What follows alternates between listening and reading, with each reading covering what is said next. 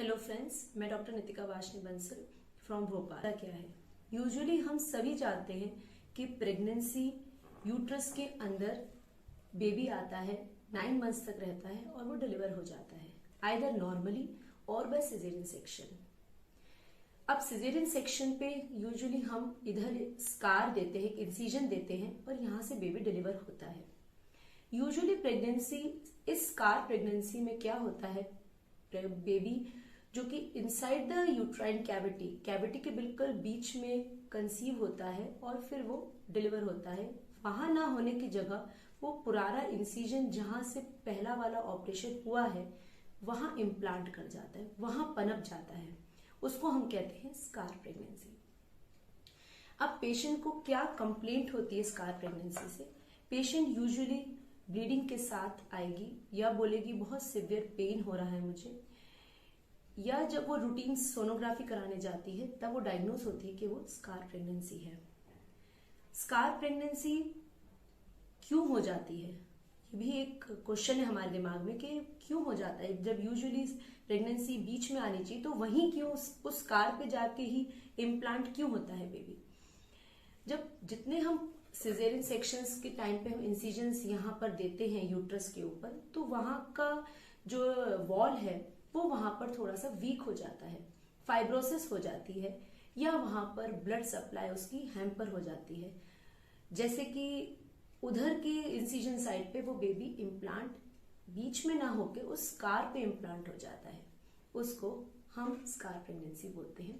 और वो 9 मंथ्स तक उसमें क्षमता नहीं होती है कि वो आगे फर्दर हो पाए और उस स्कार को या तो वो फाड़ सकता है, it can rupture the uterus, या तो यूट्रस रप्चर हो सकता है, या वो और किसी ब्लीडिंग कंडीशन में लैंड अप कर सकती है। स्कार प्रेगनेंसी को लेप्रोस्कोपिकली ऑपरेट करके सही किया जा सकता है। आप आगे वाली पिक्चर्स में देख रहे होंगे कि कैसे स्कार प्रेगनेंसी दूरबीन पद्धति से, मतलब लेप्रोस्कोपिक से हम ऑपरेट कर सकते हैं। जो फर्स्ट पिक्चर है वो ये शो करती है कि स्कार और ब्लैडर, मतलब पेशाब की थैली, बिल्कुल एकदम करीब हैं और बहुत उनके बीच में एक लाइन ऑफ डिमार्केशन बहुत क्लियरली नहीं है। उसकी एनाटॉमी बहुत डिरेज्ड हो गई है scar, because of scar pregnancy, क्योंकि पुराने 3 ऑपरेशंस इस पेशेंट के हो चुके हैं, जिसके कारण से उसकी एनाटॉमी हैम्पर हो गई है और हमें एनाटॉमी क्लियरली नहीं दिखाई दे रही। इसीलिए लेप्रोस्कोपिक के माध्यम से हमें व्यू बहुत क्लियर और ब्रॉडली दिखाई देता है। It is magnified. जैसे कि हमारे सारे मोबाइल फोन आजकल एंड्रॉयड है, हमें हर चीज मैग्निफाइड और जूम करने से दिखाई देती है। ऐसे ही हमारे लेप्रोस्कोपिकली के माध्यम से हम उसको बहुत क्लियरली मैग्निफाइड तरीके से लेयर्स को पहचान सकते हैं कि किधर ब्लैडर है and where is the uterus. हम यूट्रस और ब्लैडर के बीच की एनाटॉमी को, बीच के लेयर को या बीच की लाइनिंग को डिलिनेट करने के लिए लैटरल विंडो टेक्निक अप्रोच करते हैं और उससे फिर हम ब्लैडर के सेपरेट करते हैं। ब्लैडर को अपनी जगह पे भेजते हैं एनाटॉमिकली एंड वो स्कार विजुअलाइज हो जाता है। नेक्स्ट पिक्चर में आप देख रहे होंगे कि स्कार विजुअलाइज हो गया है और वो कुछ उठा हुआ है। वहां हम इंसिजन लगाते हैं अपने हार्मोनिक स्कैल्पल से और जो कंसेप्टस है, ट्रोफोब्लास्टिक टिश्यू है, उसको हम सक करते हैं विद अवर सक्शन कैथेटर।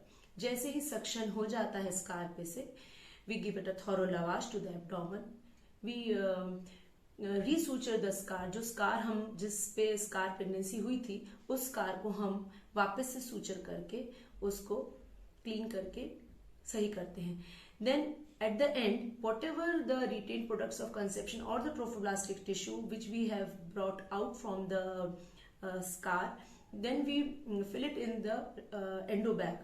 एंडोबैग एक ऐसी एक पॉलिथीन होती है जो हमारी स्टेरिलाइज्ड होती है, उसको हम एंडोबैग बोलते हैं। उसको हम लेप्रोस्कोपिकली उन्हीं छोटे होल्स से, टाइनी होल्स से, we put it inside the abdominal cavity, we fill all the trophoblastic tissue, या जो भी कंटेंट्स हमने स्कार से निकाले हैं वो हम उसको रिफिल करते हैं, फिल करते हैं उसके अंदर, and we take out from the same holes. Comment box में अपने क्वेश्चंस डाल सकते हैं। आपके क्वेश्चंस, हमारी टीम आपके क्वेश्चंस का आंसर्स देगी और हम आपको रिवर्ट बैक